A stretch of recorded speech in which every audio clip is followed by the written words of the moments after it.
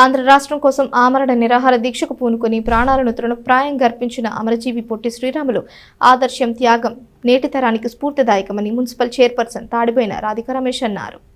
Tenali municipal కార్యాలయంలో సోమవారం అమరజీవి పొట్టి శ్రీరాములు 125వ జయంతిని ఘనంగా నిర్వహించారు. శ్రీరాములు చిత్రపటానికి పూలమాలలు వేసి ఘనంగా నివాళులర్పించారు.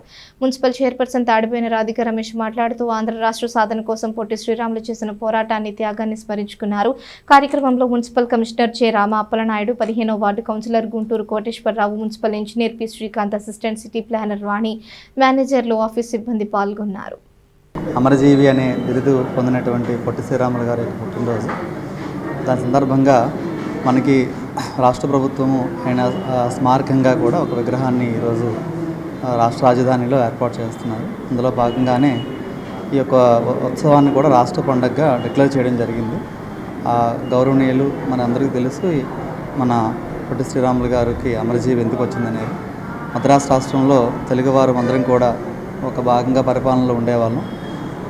అక్కడ మనకి రాజకీయపరమైన హక్కులు కానీ లేదా మనకు ఉండేటువంటి న్యాయపరమైన హక్కులు కానీ అట్లాగే అనేక రకాలైన డెవలప్మెంటల్ యాక్టివిటీస్లో కానీ ఆంధ్ర ప్రజలకు, ఆంధ్ర భాష మాట్లాడేటువంటి ప్రజలకు తక్కువ అవకాశాలు వస్తున్నాయి. కాబట్టి భాషా ప్రాతిపదికగా కంపల్సరీగా ఒక ప్రత్యేక రాష్ట్రం ఉండాలని చెప్పి మనకి 1952లోనే ఈయన ఒక దీక్షభూని 58 రోజుల పాటు నిరాహార దీక్ష చేయడంతో తమ ప్రాణాలను కూడా కోల్పోవడం జరిగింది.